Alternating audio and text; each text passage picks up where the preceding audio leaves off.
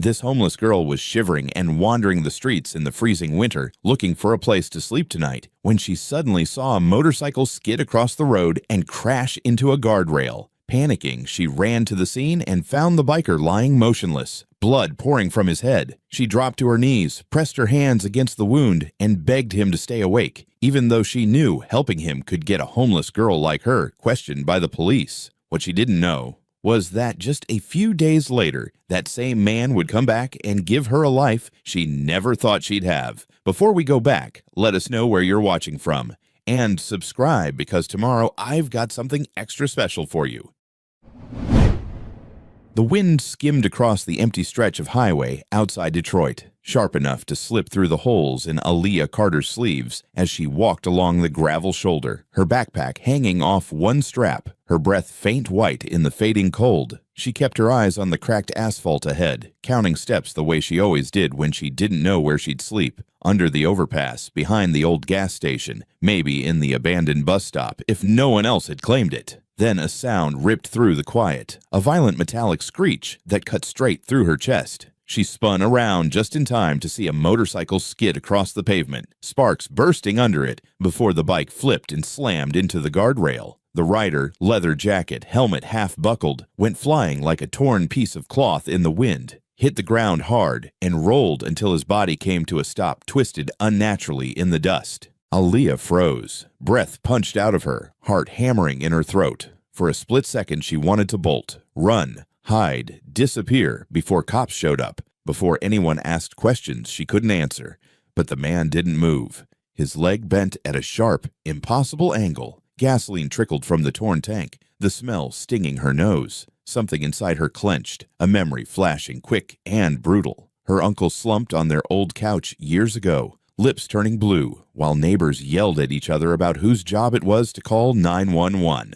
Too late. Always too late. "Damn it," she whispered, her voice shaking as she forced her feet toward him. "Damn it, damn it." Gravel crunched under her shoes. The man's chest rose in shallow jerks, a soft gurgling sound catching in his throat. Blood spilled down from a gash at his hairline, tracing the curve of his cheek, soaking into the collar of his jacket. When she crouched beside him, his eyelids fluttered weakly, revealing pale, dazed blue eyes struggling to focus. She hesitated, hands hovering over him, fear crawling up her spine. If she touched him and someone drove by? If the police found her here alone with him? If they ran her off again? But then his lips moved, barely forming words, breath catching on each syllable. "Please, don't leave. Stay. Angel."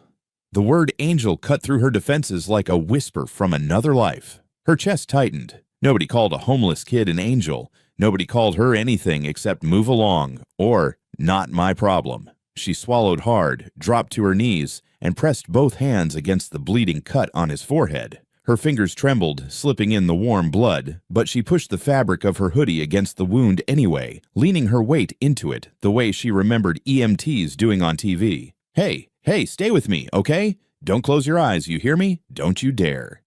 The man groaned, his body twitching from pain. Somewhere deep inside him, bones scraped together with a sickening sound that made her stomach twist, but she didn't pull back. She shifted her hand to check his pulse, fingertips pressing against the side of his neck. His heartbeat fluttered erratic and weak. "Come on," she muttered, voice cracking. "You gotta stay awake." Gasoline hissed softly as it dripped onto the asphalt. The wind carried dust across the road. No cars, no lights, no one coming. Her hoodie darkened quickly where it soaked up blood, spreading in jagged patterns down her sleeve. She could feel his breath turning shallower, hear the faint rattle in his chest. She wanted to scream for help, but the highway swallowed her voice whole. He blinked slowly, eyes unfocused, trying to keep her face in view. She leaned closer, letting him hear her over the wind. "I'm right here," she whispered, her throat tight. "I'm not leaving you."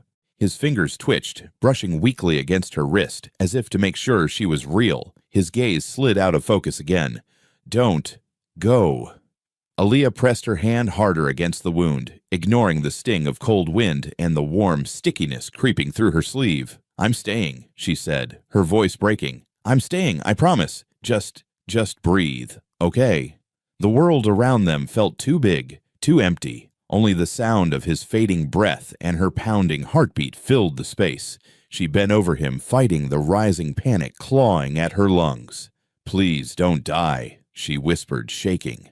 "Not like this. Not alone. Not tonight." His eyes fluttered once more, uncertain, searching, before settling weakly on her. She held his gaze, refusing to look away, refusing to let him slip under. And in that lonely stretch of cold Detroit pavement, for the first time in a long time, someone wasn't leaving her behind. And she wasn't leaving someone else. For a moment, Aaliyah knelt frozen beside him, the cold eating through her jeans, the roar of the crash still ringing in her ears, her breath fogging in the frigid air. Mason's head grew heavier in her hands, his skin clammy, his pulse flickering like a dying light. She looked up at the empty highway stretching into the dusk. No cars, no headlights, no help coming. Her heart slammed against her ribs as fear surged through her, sharp and undeniable. If she stayed here alone, he would bleed out. If she tried to carry him, she'd drop him. Her only chance, their only chance, was the diner she'd passed half a mile back. "I'll come back," she whispered, more a promise to herself than to him. She slipped her hoodie under his head, stood up on trembling legs, and forced her feet to move. The moment she turned and started running, the cold wind swallowed the sound of his weak groan behind her. She didn't dare look back. She just ran. The rusty diner's neon sign flickered faintly through the growing dark like a lifeline, and she sprinted toward it, lungs burning, blood drying stiff on her sleeve, praying someone, anyone, would listen before it was too late. The lights of the rusty diner glowed a dull orange against the deepening dusk. Gravel sprayed under her shoes as she stumbled up the short concrete ramp and slammed through the glass door so hard it rattled on its hinges. The bell above it shrieked, cutting across the low hum of conversation, forks scraping plates, and the tinny country music playing from a wall speaker. She bent forward, hands braced on her knees, breath tearing out of her in broken gulps. "Somebody, please. There's a man." Her voice cracked, and she forced the words out louder, desperate enough that it scraped her throat raw. "There's been an accident. He's bleeding. He's dying. Call 911, please." Every head turned, but not with alarm, not with concern. The first look she met was a suspicious squint from an older woman sitting in a red vinyl booth, her fork hovering mid-air, pie slice forgotten. Her husband leaned back, lips curling as he took in Aaliyah's hoodie, her ripped jeans, her tangled curls, the grime on her cheeks, her worn-out backpack hanging lopsided on one shoulder. "Oh, great," he muttered, loud enough for half the diner to hear. "Another one." A group of truckers at the counter snorted into their coffee. One man with a grease-stained cap shook his head, smirking. "These kids'll scream anything for $1, he mumbled. Another didn't even bother lowering his voice. If there was a real accident, we'd hear sirens by now. The waitress, a tired-looking woman with her hair in a messy bun, froze mid-step, holding a pot of coffee. Her eyes traveled slowly down Aaliyah's body, lingering on the threadbare hoodie, the frayed shoes, the backpack that had been patched so many times the fabric barely matched itself. Her expression hardened with a mix of irritation and guarded pity. "Sweetheart," she said, voice clipped, "we don't have anything for you. You can't come in here causing a scene." Aaliyah's face burned. Shame, hot, humiliating, flooded her chest, but anger shoved its way right behind it, sharp enough to sting. She took a shaky step forward, palms lifted, voice rising. "I'm not lying. There's a man outside. He crashed his bike. He's bleeding so much. I can't carry him. I need help." She choked on her own breath as a trucker scoffed. Yeah, okay. And what? You want a reward for telling us?" The waitress sighed impatiently. "Honey, we've heard every story in the book. If you need a meal, just say you need a meal. Don't make things up." The words hit her harder than the cold wind outside. Made things up. She wanted to scream.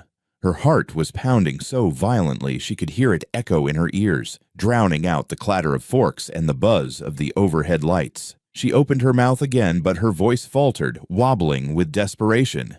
I'm telling you, he's hurt. Her words trailed off, collapsing in on themselves. Her hands shook uncontrollably at her sides, fingers curling and uncurling as if trying to grab hold of something solid enough to keep her upright. Everything inside her screamed to run back to Mason, to drop to her knees beside him again and keep her hands pressed to his wound until her arms gave out. But she couldn't leave without help. Not if he had any chance. Her breath stuttered, her vision tunneled. People stared at her like she was a stray dog that had wandered in from the cold. Something dirty, something untrustworthy, something that didn't belong. Then one voice cut through the noise. "Hey!" It was calm, steady, not mocking. Aaliyah blinked and turned toward the counter. A young man stood there, maybe 19, with floppy brown hair and a rusty diner apron tied loosely around his waist. He'd been holding a coffee pot, but now it hung forgotten in his hand. Ethan Miller. His eyes, soft pale green, weren't narrowed or cold or suspicious. They were focused, alert, concerned. He didn't look at her hoodie or her backpack or her shoes first. He looked at her face. Really looked. "Are you sure?" he asked gently, stepping closer. "Where is he?" The room went quiet. The older couple paused mid-whisper. The truckers turned slightly on their stools. The waitress frowned. But Ethan didn't look away from Aaliyah, and that small sliver of attention, of belief, hit her harder than the judgment had. She swallowed hard, breath shuddering. "Down the road," she managed to say, pointing with a trembling hand. "Just past the curve. He hit the guardrail. His leg, his head. I tried to stop the bleeding, but—" She lifted her arm without thinking. Her sleeve was smeared dark red from wrist to elbow. The diner seemed to inhale all at once. Someone muttered, "Jesus." Aaliyah hadn't even looked at it. She didn't want to.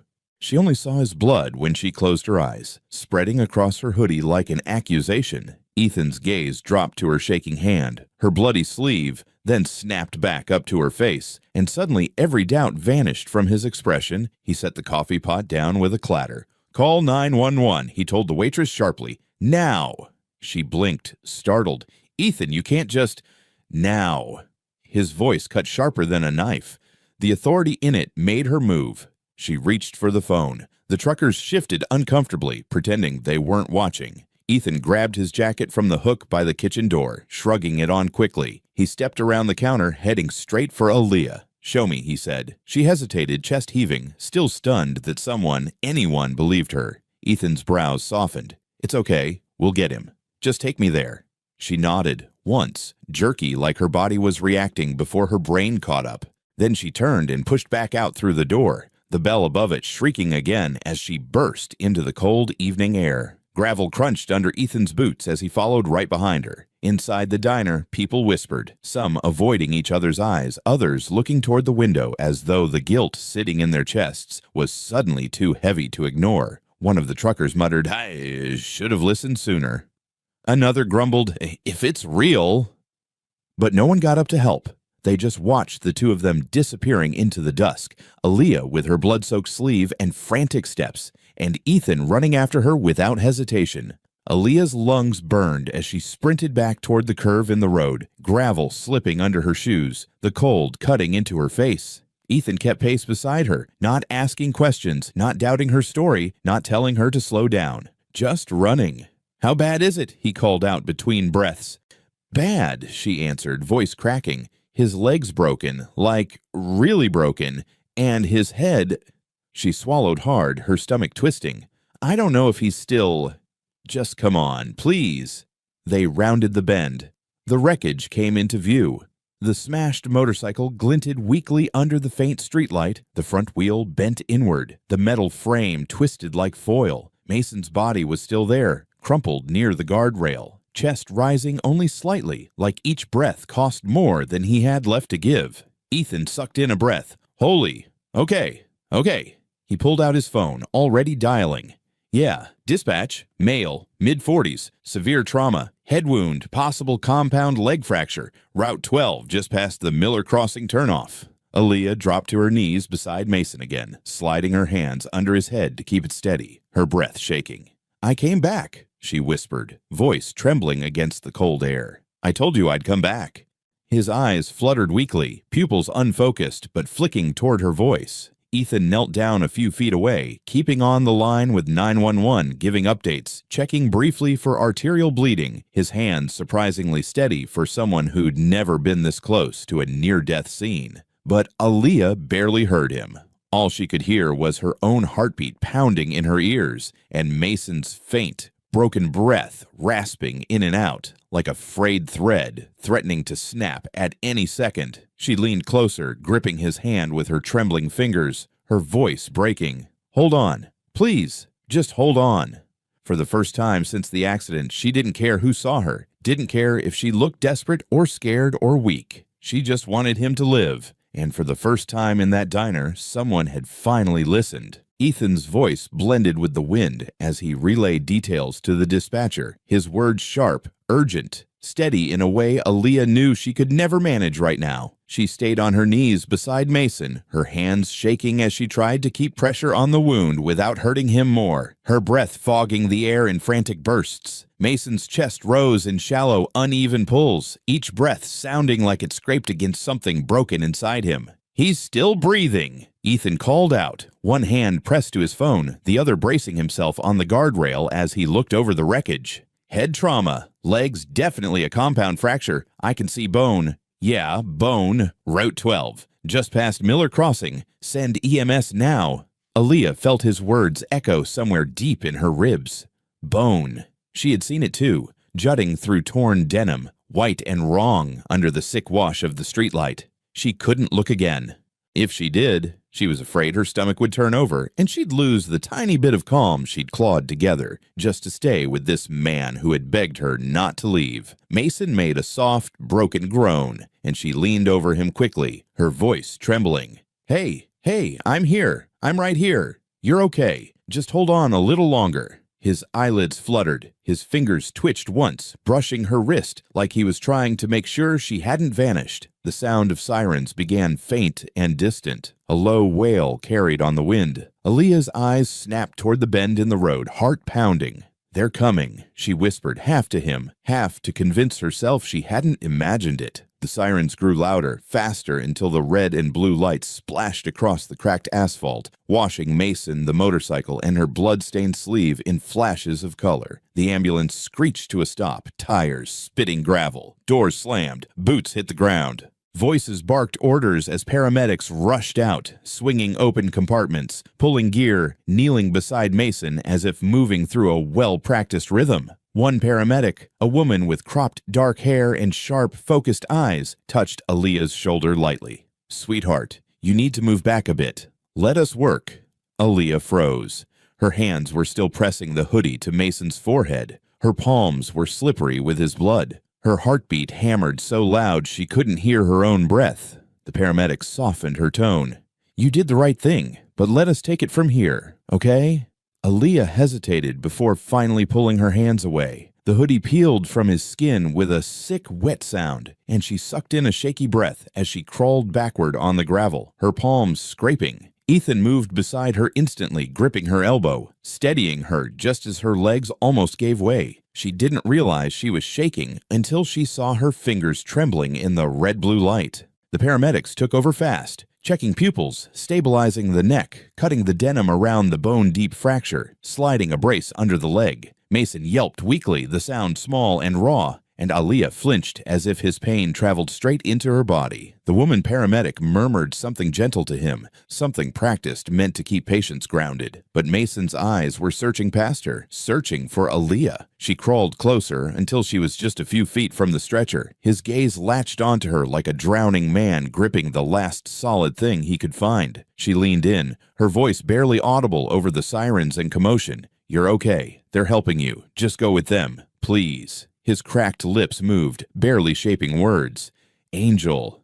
Her breath caught, sharp and stunned. His hand lifted weakly from the ground, trembling, reaching toward her. Aaliyah didn't even think. She moved immediately, sliding her hand into his. His grip was faint, but certain. Familiar, like he needed her to stay real. As the paramedics lifted him onto the stretcher, his fingers tightened around hers with surprising force. She leaned closer, fighting tears. "You're gonna be okay," she whispered. "They're gonna save you." His eyes filled with tears, whether from pain or fear or something else she couldn't name. He swallowed hard, breath rasping, forcing out the words through the chaos.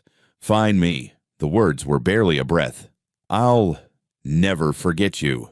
Aaliyah's throat closed. For a second, the sirens, the paramedics, the whole night seemed to blur around her. All she could see was him, broken, bleeding, and still holding on to her like she was the only steady thing in his world. Then the medic gently pried their hands apart. "We have to go, sweetheart." Aaliyah jerked back to herself. The stretcher rolled. Mason's hand slipped from hers. The doors of the ambulance slammed shut with a metallic thud that echoed in her bones. Then the sirens wailed again, louder, more urgent, and the ambulance tore off down the highway, red and blue lights streaking across the dark. Aaliyah stood frozen, staring at the fading lights until they disappeared around the curve. The night felt suddenly enormous and empty. Her knees buckled. Ethan stepped in quickly, gripping her arms. Hey, you okay?" She shook her head, unsure what she was denying. Her fear, her exhaustion, or the feeling that something inside her had just cracked open.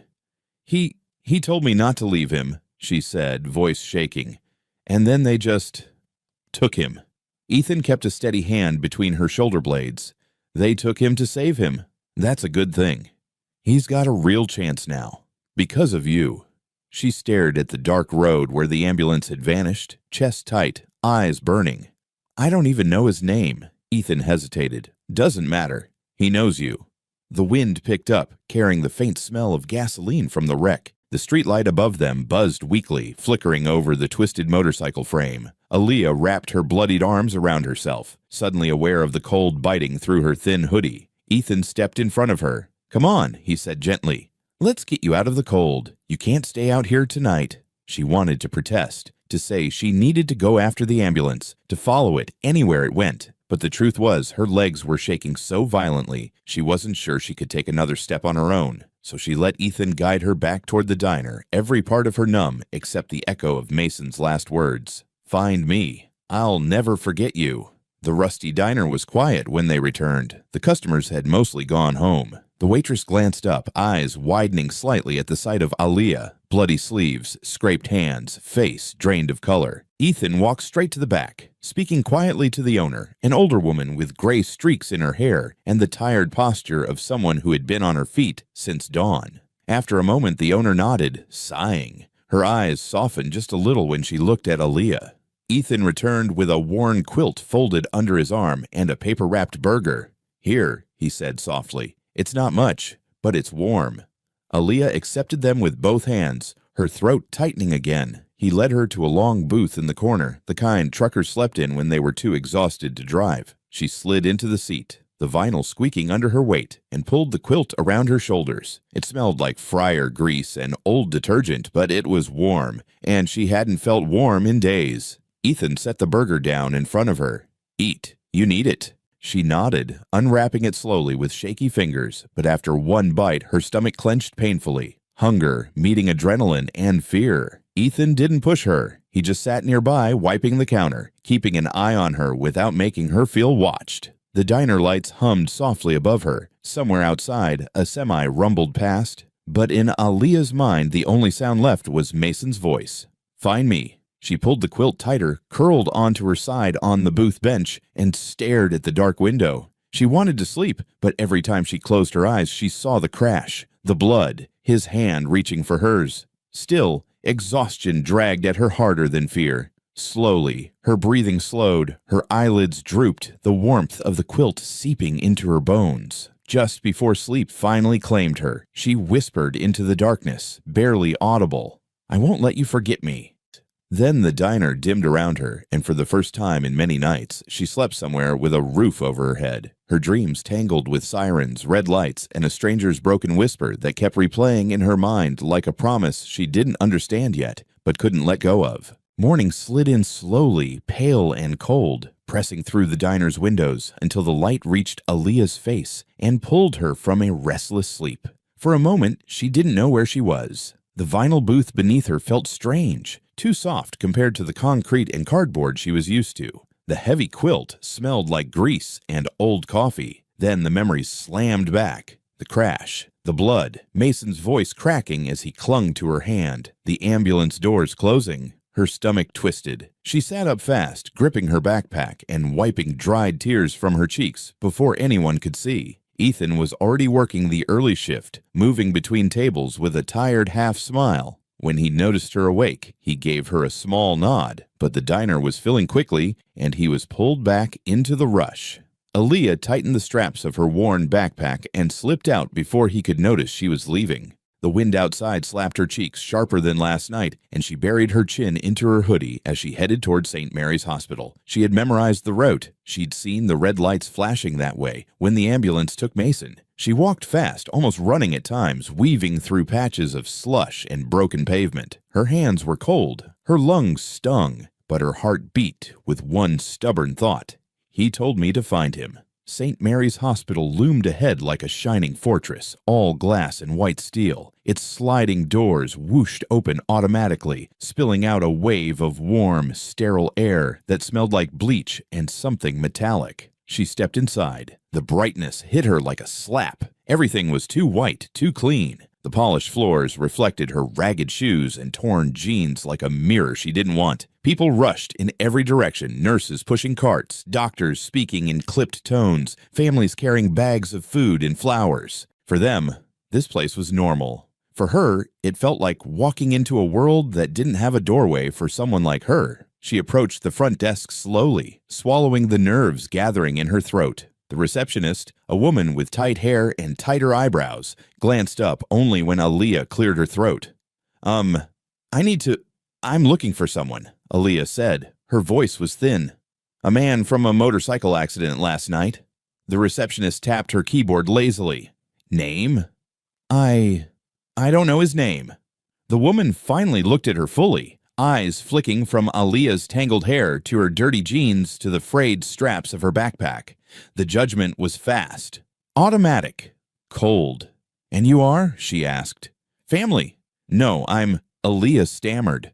"I'm the one who helped him. I found him. I stayed with him until the ambulance came. I need to know if he's okay." The woman's expression shut like a door. "If you're not family," she said sharply, "we can't give you information. That's policy." Aaliyah's heart dropped. "But I saved him." "That doesn't make you family." The words hit harder than they should have. The receptionist lifted her chin. "Step aside if you're done. Next." Aaliyah stood frozen in place, fingers curling into the strap of her backpack. A security guard stepped up before she could breathe again. Mr. Henderson, tall, broad-shouldered, a middle-aged black man with a graying beard and eyes that had seen too much. He didn't look angry, just tired, but his voice held the weight of authority that could move mountains, or a 17-year-old girl. "Miss," he said, calm but firm, "you can't be hanging around the desk if you're not checking in. Let's step aside." "I'm not hanging around," she said quickly, panic rising. "I just need to see him. I just need a name." "Can't do that," Henderson replied. "You need to head on out." "Please," she whispered. "He told me to find him. He asked me not to leave him." Henderson softened for half a second, but rules beat sympathy every time inside places like this. He shook his head. "We're here to keep things safe, not listen to fairy tales." The words pierced her like a blade. Fairy tales, like she was a liar, like the blood on her sleeves didn't exist, like last night never happened. "But I'm telling the truth," she said, voice rising helplessly. "I'm telling the truth." A few people turned to look, some annoyed, some curious, none caring. Henderson placed a large hand on her shoulder, not harsh, but immovable. "Time to go." And just like that, she was guided toward the sliding doors. Her shoes dragged on the tile, her breath shaking, tears stinging her eyes. The doors opened with a soft hiss. Cold air hit her face again, and then she was outside. The doors shut behind her, sealing her out, like she had never belonged inside in the first place. She pressed a hand to the glass, palm flat against the cold surface. Her breath fogged the window in a trembling cloud. Inside, people moved easily, walking, talking, checking in. No one stopped her. No one asked her what she'd seen or why she was shaking. She stood there for a long moment, forehead resting against the glass, swallowing the ache in her chest until it felt like swallowing broken glass. Finally, she stepped back, hugging her backpack close, and sat down heavily on the stone steps outside. The wind tugged at her hair. Cars passed. Life moved, but she sat still, small, forgotten, staring at the ground like it could give her answers. "I tried," she whispered, voice cracking as her breath misted in the cold air. "I really tried." After a few minutes, she stood up again, wiping her face on her sleeve. Determination flickered, thin but burning. She waited until a group of nurses walked in together, then slipped behind them, timing her steps. For a moment it worked. She blended in, kept her head down, walked fast. But Henderson was quicker. He stepped in front of her before she even reached the elevators. "Come on now," he said, more stern this time. "Don't make this harder." "Please," she begged. "You don't understand. He said he wouldn't forget me." Henderson's face tightened. "Rules are rules. Out." He guided her out again, firmer this time. When the doors slid shut the second time, it felt final, like the world inside that hospital had picked a side, and she wasn't on it. She sank to the steps again, arms wrapped tight around her backpack as if she needed to hold on to something. Anything. The wind whipped her hood back. Her fingers were numb, and all she could do was whisper into the cold. "I tried. I'm still trying." But no door opened. No one came. Aaliyah stared at her reflection in the glass, this tired, hungry, invisible girl, and wondered how someone could save a man's life one night and be treated like a ghost the next morning. Morning crept over Detroit in a pale gray smear, the kind that made everything look colder than it was. Aaliyah sat curled on a worn bench in the small park across from St. Mary's Hospital, her backpack hugged tight to her chest, her stomach twisting with hunger that had started as an ache and was now a dull, constant throb. She hadn't eaten since the half-cold burger Ethan gave her last night. The air smelled faintly of wet leaves and exhaust, the sound of traffic humming under the steady rhythm of her own heartbeat. She kept her eyes fixed on the hospital entrance across the street, the sliding glass doors she had been pushed out of twice. Every time they opened for someone else, something inside her pinched. Parents walked in carrying balloons. Workers pushed carts of supplies. Doctors brushed past in white coats without a glance at her direction. They belonged there. She didn't. She pulled her hoodie tighter around her shoulders. Her breath puffed in thin clouds. She tried to tell herself that she only needed to wait, that someone would eventually come out who she could ask. But the truth pressed against her like a weight. No one knew her name, no one had listened, and Mason was somewhere inside that building, alive or dying. And she had no way of knowing. Her stomach growled loudly. Aaliyah flinched and pressed an arm across her midsection as if she could muffle the sound. A group of office workers walked past, carrying coffee and laughing. One woman said casually, "Did you hear? They finally released his name." "The motorcycle guy from last night?" another asked. "Yeah," the first woman said, lowering her voice with excitement. "Mason Hale." Aaliyah's heartbeat stuttered. She leaned forward without thinking, her ears stretching for every word. "No way." The man walking with them murmured, "Hale. The Mason Hale. Apex Systems. That guy." "That guy," the woman said with emphasis. "And apparently some girl found him. Some teenager saved him. It's in the news." The trio kept walking down the sidewalk toward the bus stop, their voices fading, their laughter swallowed by the rush of morning traffic. Aaliyah froze, her breath caught mid-inhale. "Mason. His name is Mason." She whispered it under her breath, tasting it, holding it like it was something fragile she didn't want to drop. Mason. He finally had a name. Someone she had held on the road, someone who'd called her an angel, someone who told her, "Find me." He wasn't just a stranger anymore. He was someone the world apparently knew. Someone important. Someone with headlines. Aaliyah stood slowly, the metal bench creaking under her weight. She stepped closer to the sidewalk as another pair of pedestrians approached. Two older men in work jackets, talking loud enough that she didn't need to strain to hear. "Saw it this morning," one said. "Front page. Billionaire biker saved by mystery girl." The other chuckled. "Only a guy like that could crash a bike worth more than my house." "They say he'd be dead if not for some girl," the first man added. "No idea who she is."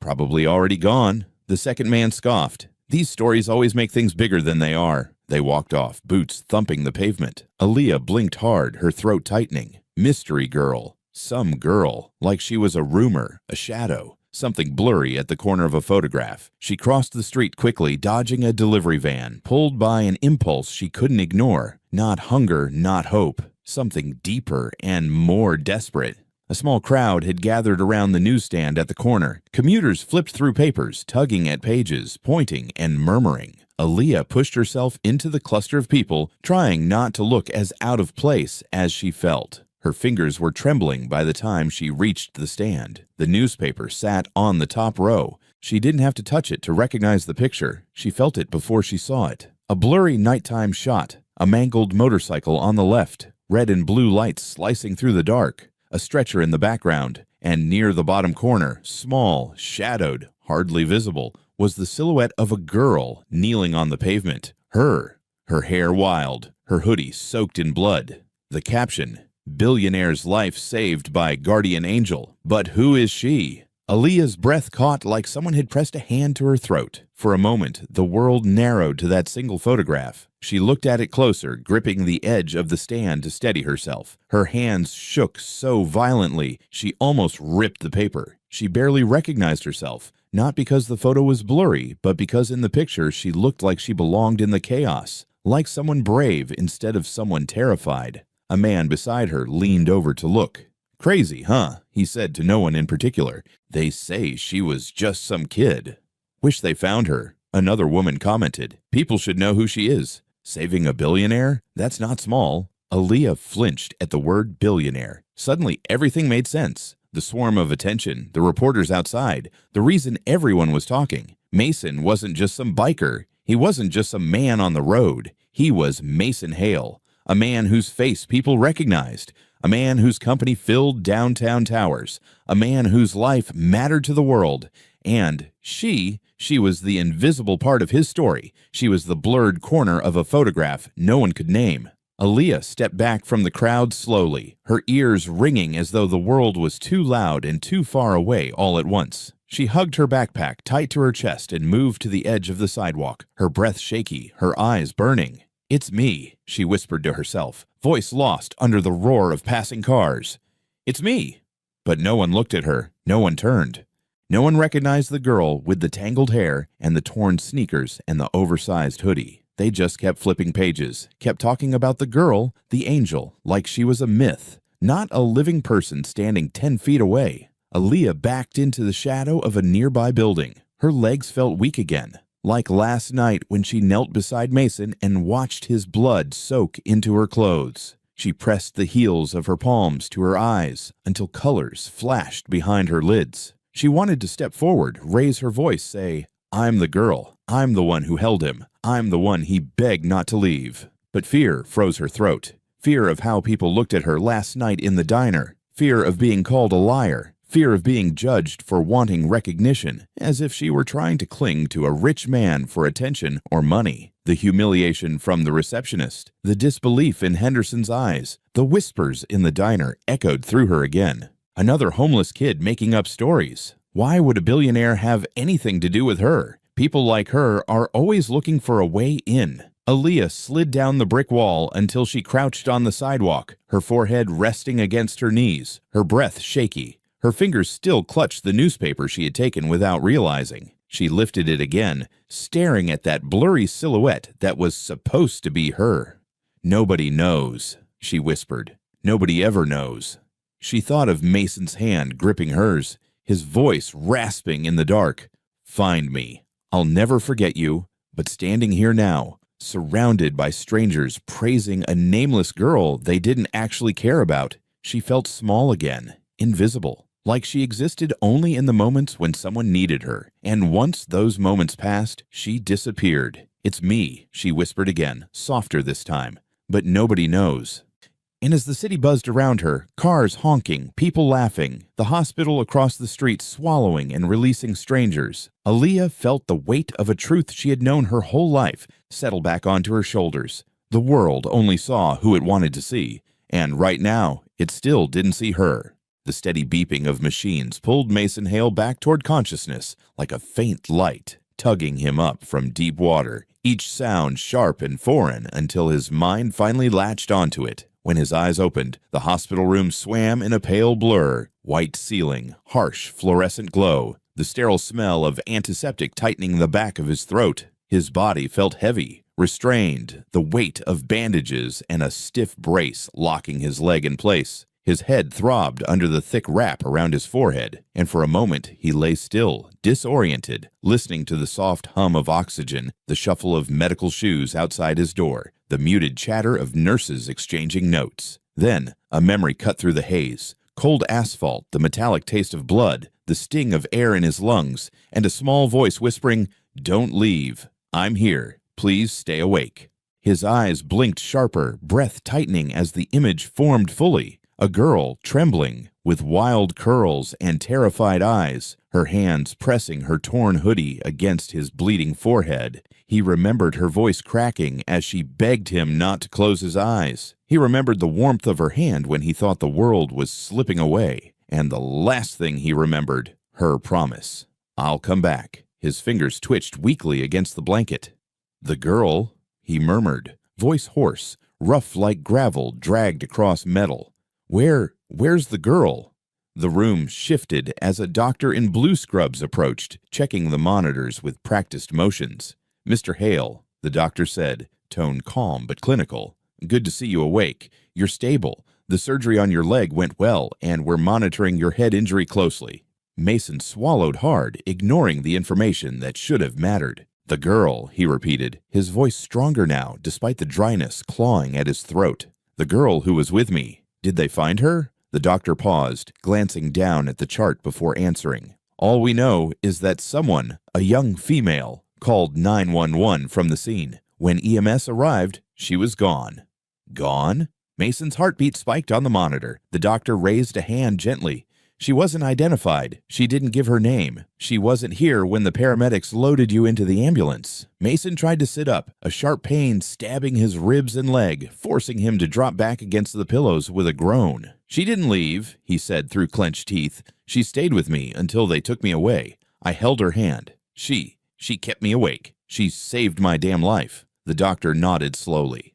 "And we're grateful she acted quickly. Without her call, you wouldn't be here right now."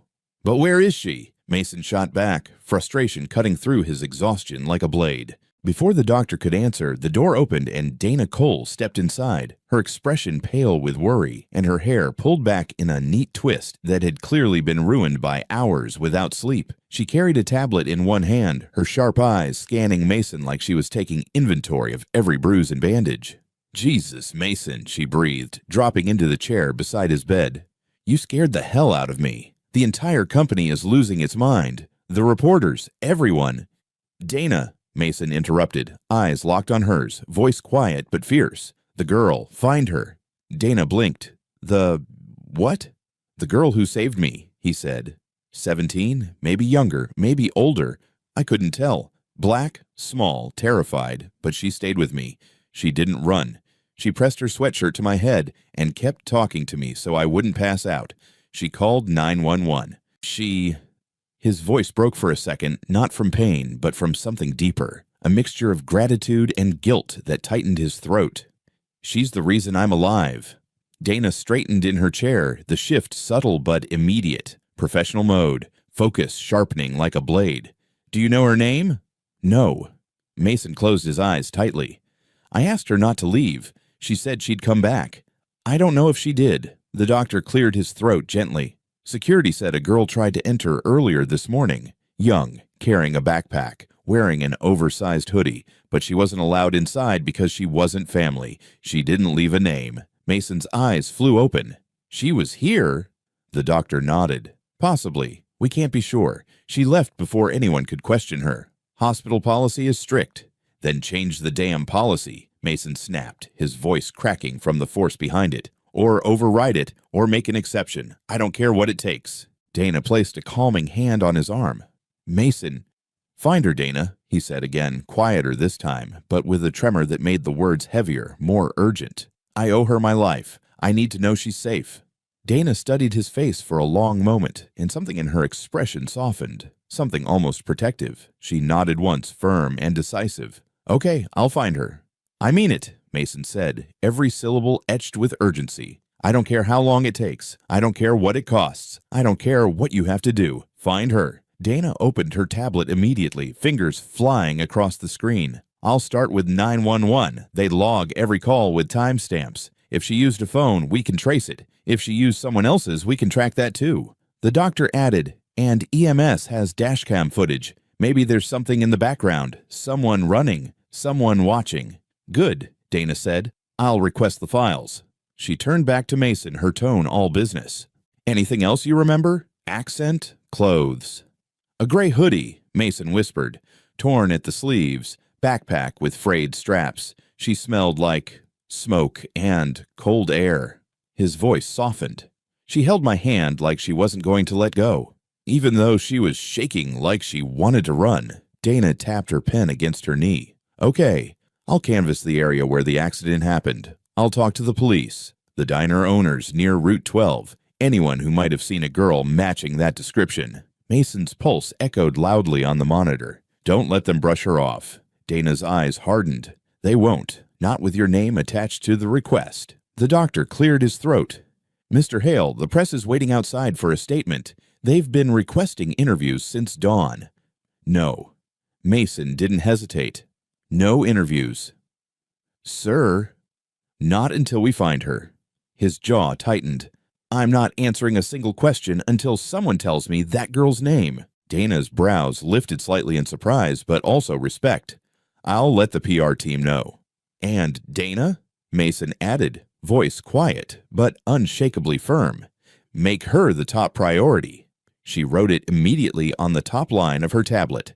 Priority number 1, the girl. Then she stood, straightened her blazer, and headed toward the door with the energy of someone preparing for war. As she left, Mason leaned back against the pillows, the pain in his leg pulsing, his head throbbing. But none of it mattered compared to the ache in his chest. He stared toward the window, the sky outside a washed-out gray, the world still moving without the girl who had held him when the world almost ended. He whispered into the empty room so softly the machines could barely hear it. Please be okay. And somewhere outside those hospital walls, in a park, hungry and invisible, Aaliyah had no idea that the man she saved was using every bit of his power, name, and voice to find the girl the world overlooked. Dana started early the next morning, her tablet already buzzing with notifications by the time she stepped into her rental car, sunlight barely warming the frost on the windshield as she reviewed the 911 dispatch logs again, eyes sharp, brain locked into the hunt. The call had come from a number that couldn't be traced to a person, just a payphone near Route 12, a detail that narrowed her search to the one spot on the highway where a payphone still existed, the Rusty Diner, and she drove there without stopping, pushing through traffic with a focus that tightened her jaw because Mason's voice kept replaying in her mind, that raw urgency when he said, "Find her," and she intended to do exactly that. The diner looked smaller than she expected, a squat building with chipped paint and an old neon sign humming faintly even in daylight. And the moment she stepped inside, she felt every eye glance at her, weighing her, as diners always did when someone new entered a space where routine was religion. But she ignored them, scanning the room until she saw the young man behind the counter, brown hair, tired eyes, moving with the practiced weariness of someone who had clocked too many hours already. Ethan Miller, she asked, flipping her ID wallet open just enough to show legitimacy without inviting conversation. Ethan blinked, glancing at the badge, then at her eyes, and nodded cautiously. Yeah, that's me. I'm looking for a girl, Dana said, cutting straight to the point because she didn't have time for softness. Teenage, black, dark, curly hair, gray hoodie, backpack that's falling apart. Was she here 2 nights ago? Ethan froze, the kind of stillness that meant the answer was yes before he even spoke. Yeah, he said quietly, setting down the mug he'd been drying. She came in, screaming for help. She's the one who called 911. Donna exhaled a breath she didn't realize she'd been holding. Did she give a name? No, he said. Wouldn't even tell me where she stayed. Just ran out the second we got to the crash. Do you know where she might be now? Ethan hesitated, glancing toward the window as if she might walk by at that exact moment. She's not from around here. I mean, she's around here, but not from here, if that makes sense. She's been sleeping in the park across from St. Mary's, sometimes behind the bus stop. Depends on the weather. Dana took notes rapidly. Does she come back here often? Not really, he said. Only came in that night because she thought no one would believe her. And they didn't. His voice dipped, a flicker of guilt in it. She was covered in blood. Not hers. His. Dana closed her eyes for a beat. The girl. Always the girl. Do you know how I can contact her? She asked. Ethan shook his head, then paused, checking his pockets like he remembered something halfway through the movement. I gave her my number the next morning. She didn't ask for it or anything. I just felt like she might need help at some point. He pulled out a small notepad and scribbled the number, handing it to Dana. She never called, but she has it. Dana tucked the paper carefully between the pages of her tablet case, treating it like the first real lead she'd gotten. Thank you. Ethan nodded, then added softly, if you find her, tell her I'm glad she told me the truth. She looked like she wasn't used to people believing her.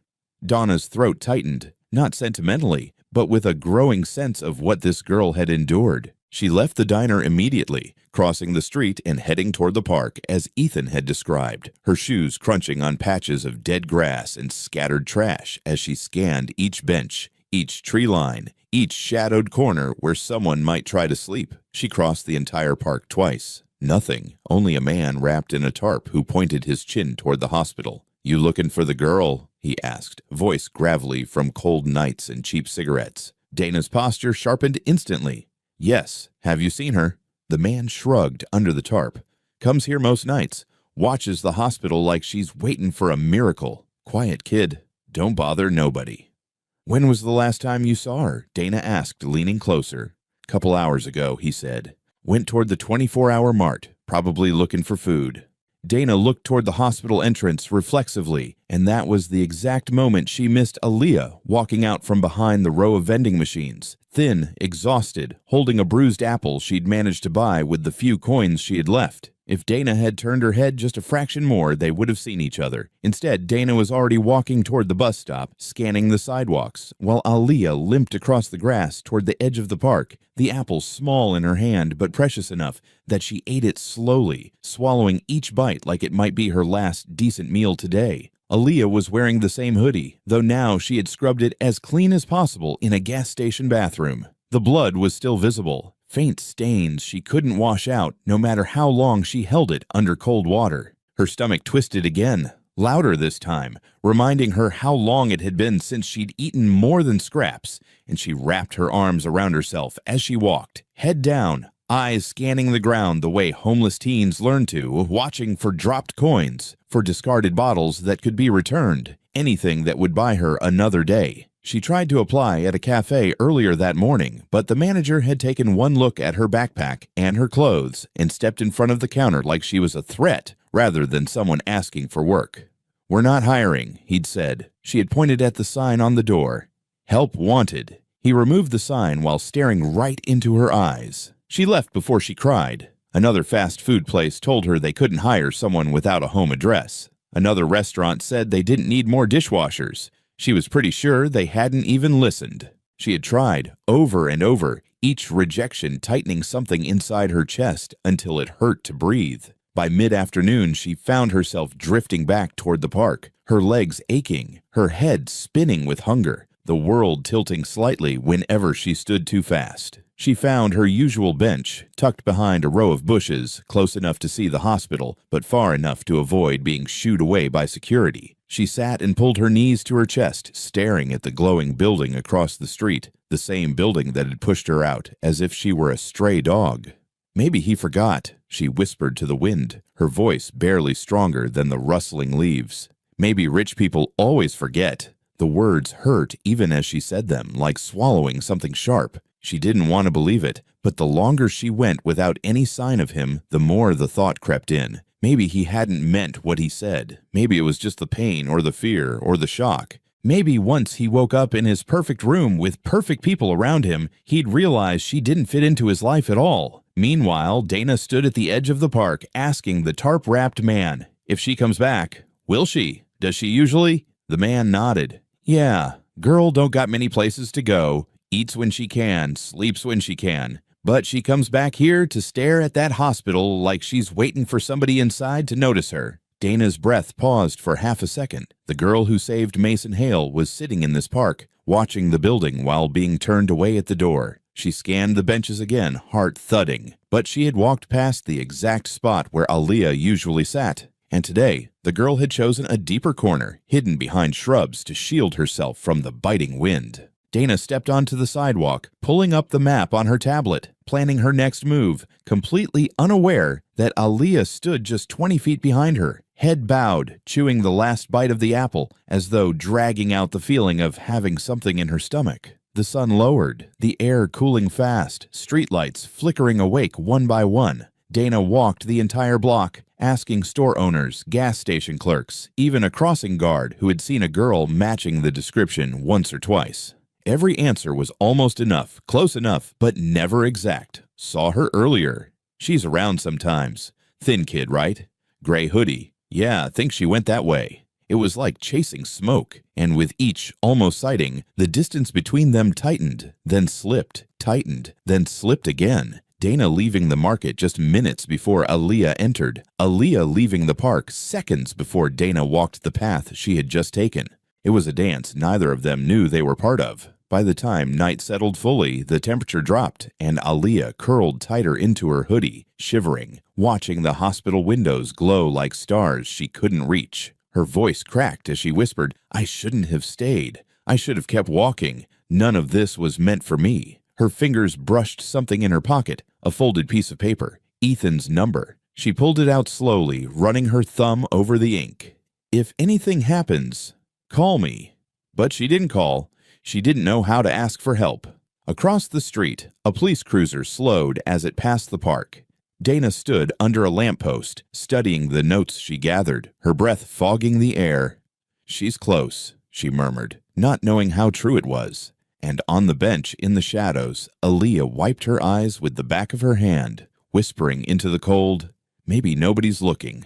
Maybe I should leave before I start hoping for things I can't have." The wind blew her hair into her face as she curled tighter, watching the hospital lights flicker like distant promises she didn't believe in anymore. Unaware that someone was, in fact, looking for her with everything he had. Unaware that the world was seconds away from colliding her story with his again. The streetlights flickered on one by one as the sun slipped out of Detroit, leaving the park washed in that familiar, tired yellow glow that made everything look softer than it really was. Aaliyah sat beneath the tallest lamp, her knees pulled tight to her chest, the cold biting through her jeans no matter how small she tried to make herself. She had spread a crumpled receipt on her thigh, gripping a cheap pen she found near the bus stop earlier, trying to write, even though her fingers were numb. The words shook across the paper in messy loops. "If tomorrow I die, at least I didn't leave him alone." She stared at the line, throat tightening. She didn't know why she wrote it. Maybe so that someone, anyone, would know she tried. Maybe because no one ever asked. She pulled her hoodie tighter around her, listening to the wind cut through the empty swings nearby, and for a moment she felt so small she could disappear without the world noticing.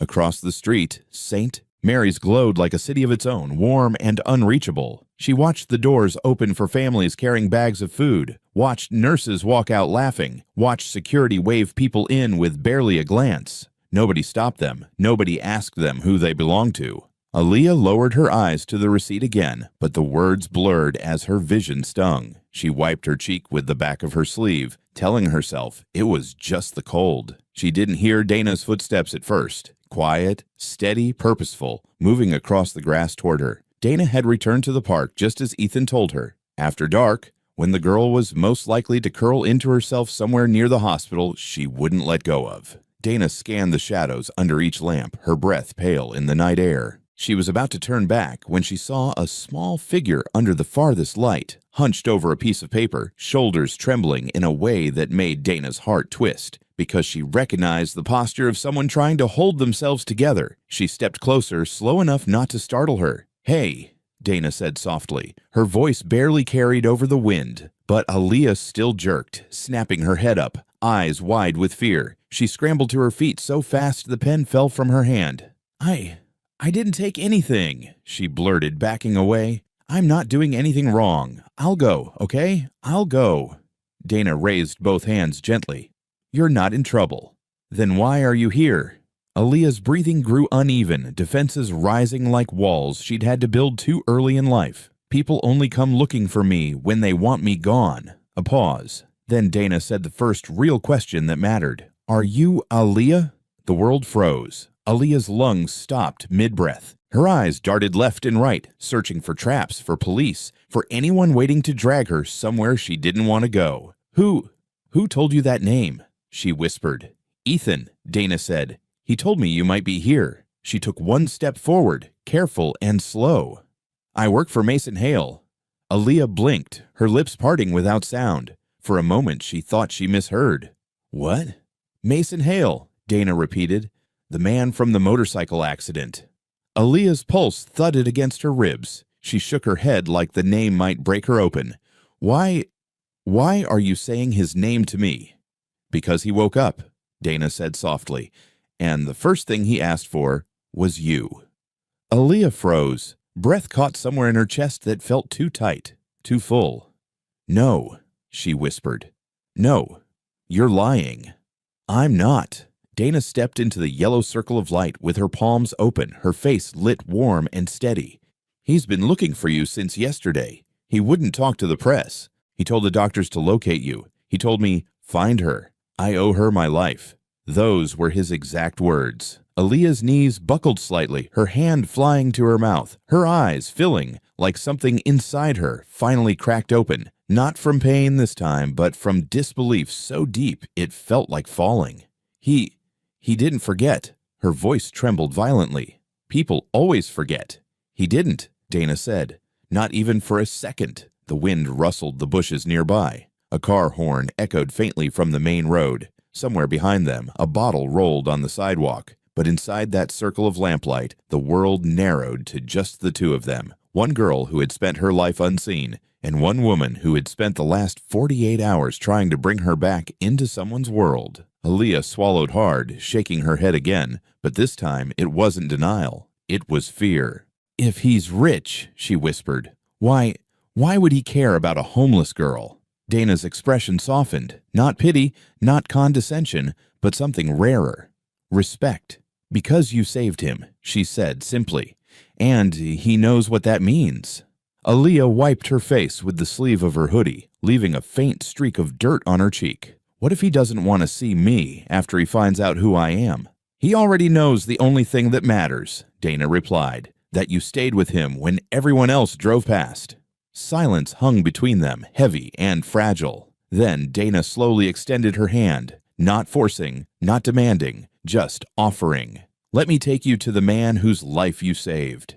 Aaliyah stared at that hand for several long seconds. It didn't look like an order. It didn't look like charity. It looked like a bridge she had never been given before. Her fingers trembled at her sides. She looked down at her shoes, frayed, muddy, splitting at the seams. Her hoodie, still faintly stained. Her backpack, dirty, worn, practically holding her whole life inside it. Everything about her screamed no one important. Everything except the fact that someone, somewhere, had said, find her, like she mattered. Her breath shuddered as she stepped forward one careful inch, then another. She lifted her hand slowly, hesitantly, as if afraid Dana might pull hers away. But Dana didn't move. She kept her arms steady, eyes warm and sure, waiting for the moment the girl decided to believe. Then finally, Aaliyah placed her cold, shaking hand into Dana's. It was small, fragile, but real. Dana closed her fingers gently around it, and for the first time in a very long time,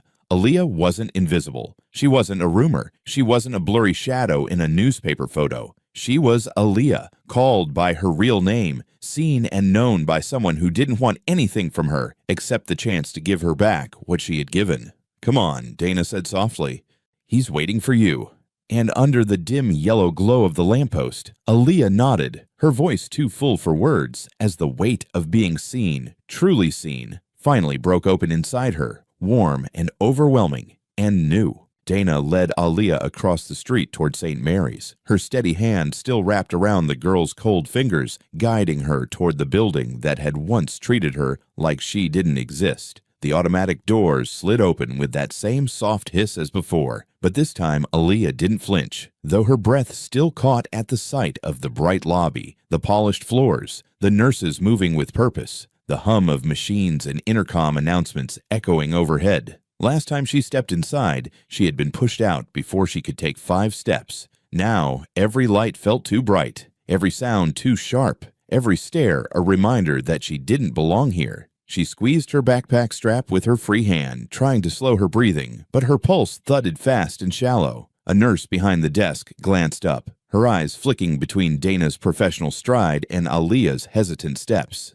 Aaliyah braced for the familiar tightening in their expression, the silent question, "What is she doing here?" But instead, the nurse simply looked confused. And then Henderson appeared from around the corner, a tall, broad silhouette she recognized instantly. His brows shot up, surprise cutting through his stern exterior. "You again," he said, then turned to Dana. "Ma'am, is everything—" Dana flashed her ID, and her calm, sharp tone slipped in before he could finish. "She's with me. We're going to see Mason Hale." Henderson blinked, hard. His eyes flicked back to Aaliyah as if trying to reconcile the girl he'd twice escorted out with the girl now being led in by someone carrying authority he couldn't challenge. "She's with Mr. Hale?" Dana nodded once. "Yes, and per his direct instruction, she has full access. If there's any issue, I can call his legal team and clear it up." Henderson straightened immediately, his posture shifting with a hint of guilt. "No issue," he said quietly.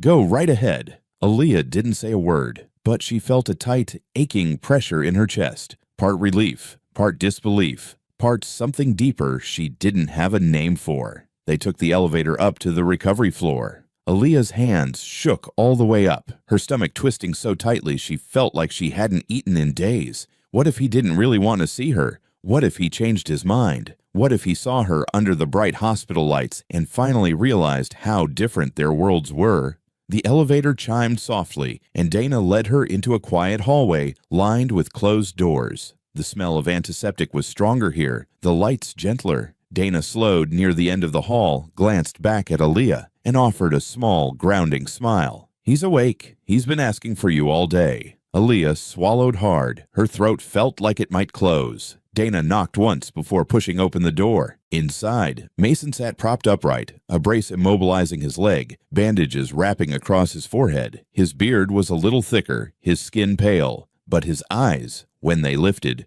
were sharp, clear, searching the doorway with a desperation that softened into something bright and warm the moment he saw her. "You came."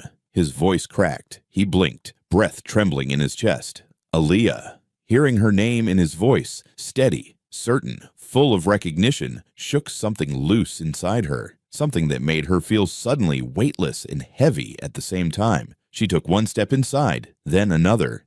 You remembered me," she whispered. Mason let out a soft breath that sounded almost like a laugh, but didn't quite make it there. "I'd remember you anywhere." Dana closed the door behind them and stepped aside, letting the world shrink to just the two of them. Aaliyah approached the bed slowly, holding her backpack like a shield against everything she feared she was. Too poor, too small, too invisible, too unimportant to be standing here. But Mason didn't see any of that. His gaze held nothing but gratitude, warmth, and a kind of gentle awe. "I looked for you," he said. "As soon as I woke up, I thought maybe I imagined you. Maybe you weren't real. But you were." Aaliyah tried to smile, but it faltered. "They wouldn't let me in," she said softly. "I tried." Mason's jaw tightened, anger flickering briefly behind his eyes. "They should have," he said. "You saved my life." Aaliyah shook her head. I couldn't walk away." "That's exactly why you saved me." She lowered her gaze, fingers twisting around her backpack strap. "People don't usually care when it's someone like me." Mason leaned forward, wincing slightly but refusing to look away from her. "Then they're wrong." For a moment, neither of them spoke. The monitor beeped softly. The hallway murmured behind the closed door. Then Aaliyah finally found her voice. "I've been on the street since I was 13, she said quietly. "Shelters, alleyways, abandoned houses. People look at me and think I'm trouble, or trash, or nothing." She swallowed hard. "I didn't think someone like you would want to see someone like me." Mason closed his eyes briefly, as if the words physically hurt. "I lay on that road thinking everything was over," he said, "and all I could hear was your voice. You kept me awake. You kept me alive." He lifted a hand slightly, motioning her closer. "You didn't walk away when everyone else would have. I'm not walking away from you either." Aaliyah's breath caught. What does that mean?" Mason glanced at Dana, then back at the girl who had carried him with nothing more than her trembling hands and stubborn heart. "It means I'm going to make sure you're safe. Legally, permanently." Her heart stopped for a beat. "Safe?" "Dana's already contacted a legal team," Mason said. "We're arranging temporary guardianship, working with social services, getting you a caseworker who answers to us. No more shelters, no more sleeping outside, no one pushing you out of places because they don't want to see you." Aaliyah stared at him like he'd spoken in a language she didn't know. "You want to take care of me?" "Yes," he said simply. "If you'll let me." Her throat closed around a sob she didn't want to make. "Why? I'm nobody." Mason shook his head, slow and firm. "You're the girl who didn't leave me to die." His voice deepened with something unshakable. "That makes you somebody." Aaliyah wiped her face fast, embarrassed by the tears. "What if the hospital people try to stop me again?" Mason glanced at the door, then at Dana, then back at her with a look that shifted the air in the room. "They won't." He shifted slightly, wincing, and pressed the nurse call button. Moments later, a nurse entered, and so did Henderson, lingering in the doorway. Mason pointed at Aaliyah. "She's with me," he said, voice clear and commanding despite the pain. "She has full access, and she comes and goes whenever she wants. If anyone has a problem with that, they can speak to my lawyers." The nurse blinked, nodding quickly. Henderson lowered his eyes, shame softening his face. "Understood, Mr. Hale." Aaliyah watched, stunned, as the world that had shut her out now opened because of 6 simple words. "She's with me." When they left, Mason looked back at her wristband. White plastic with typed black letters. Contact Dana Cole. Emergency. He tapped it gently. "We're adding your name too," he said. Aaliyah's breath hitched again, tears spilling before she could stop them. She covered her mouth with one hand, overwhelmed, shaking. The idea of being someone's emergency contact so foreign, so impossibly precious, that she couldn't breathe for a moment. "Family doesn't have to be blood," Mason said softly. "Sometimes it's the people who show up when it matters." And for the first time in her life, Aaliyah felt the truth of that in her bones. The weeks that followed moved slowly at first. Then all at once, like a life that had been frozen for years finally beginning to thaw. Aaliyah stepped into Mason's house the way someone steps into a museum after hours. Quiet, careful, overwhelmed by the idea that she was allowed to touch anything. The first night she stood in the doorway of the bedroom Dana had arranged for her. Soft yellow lamp on the desk, a bed with crisp white sheets, a small bookshelf holding notebooks and pencils, and she couldn't make her feet cross the threshold. She kept waiting for someone to shout, "Not for you." But no one did. Instead, Mason called from down the hall, voice steady but warm. "It's yours, Aaliyah. All of it. You're home." And just like that, something inside her cracked open. She stepped in, set her backpack, the same torn one she'd slept with under park lights, onto the neatly made bed, and for the first time since she could remember, she let her shoulders drop. The air smelled faintly of clean linen, not mildew, not gasoline, not alleyway dirt, just safety.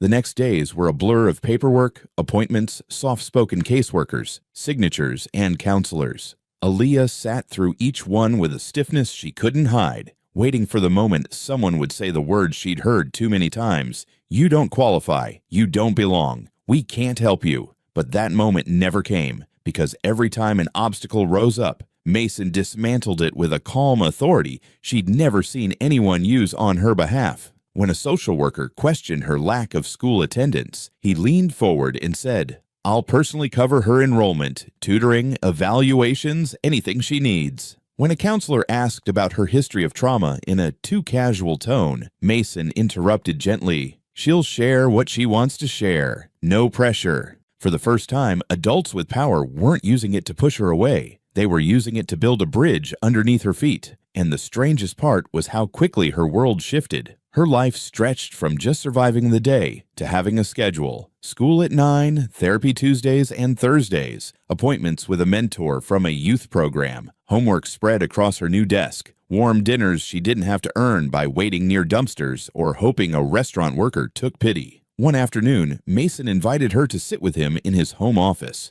He moved slower now, still healing, still leaning on a cane, but his eyes were sharper than ever. "I want to tell you something," he said, tapping his pen lightly on the desk.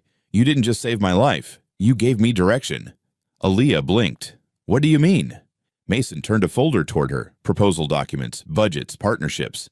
"I'm launching a youth outreach project," he said, "for homeless teens. Shelter, education, counselors, real support.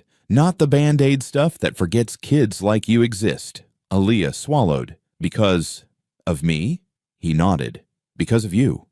And just like that, she wasn't invisible anymore. Word of Mason's public commitment spread quickly, and soon reporters were calling, emailing, waiting outside the hospital and his home. Dana fielded them with expert precision, and Mason refused every request that hinted at twisting Aaliyah's story. If they want to talk about homelessness and structural failure, fine, he told Dana. If they want her face for clicks, absolutely not. For the first time, someone protected her name instead of exploiting it. Aaliyah returned to school mid-semester. It felt like walking into a world she didn't know how to live in anymore. Kids laughing by lockers, complaining about tests, trading snacks, planning weekend trips. But slowly, painfully, she adjusted. She showed up. She tried. She studied. She kept her head down. And the teachers, once wary, slowly began to see she wasn't trouble. She was just a kid who had never been given a chance. One Friday evening, as Mason rested on the couch with his leg propped on pillows, the doorbell rang. Aaliyah opened it and broke into a smile she didn't even realize she had in her.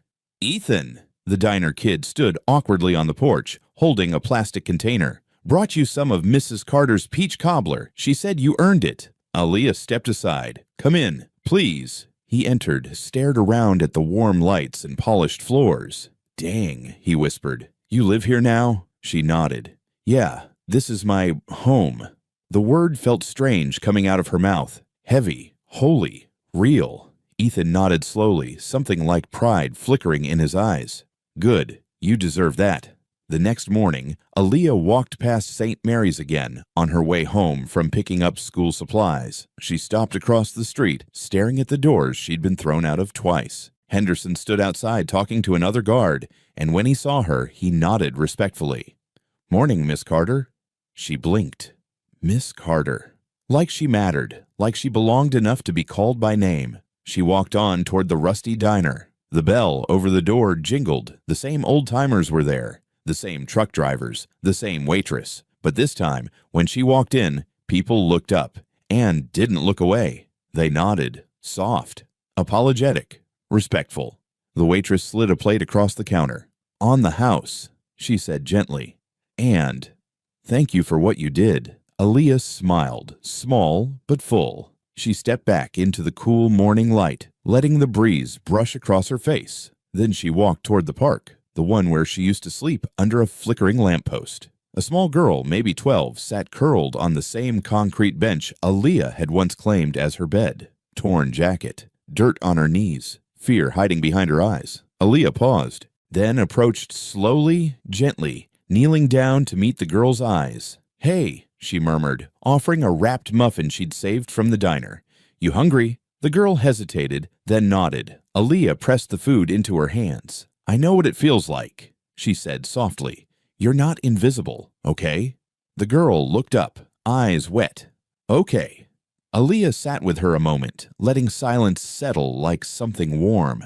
A breeze rustled leaves overhead. Cars passed. Life moved on. And in the voiceover of her own heart, she heard the words that had stayed with her since the night she kept a stranger alive on an empty highway. Words that now shaped the meaning of everything that happened after. Justice isn't only found in a courtroom. Sometimes it begins the moment someone chooses not to turn away. She looked at the hospital, at the diner, at the bench, at the girl beside her, and at the life waiting ahead. "I won't leave anyone behind," she thought. "Not ever again." Join us to share meaningful stories by hitting the like and subscribe buttons. Don't forget to turn on the notification bell to start your day with profound lessons and heartfelt empathy.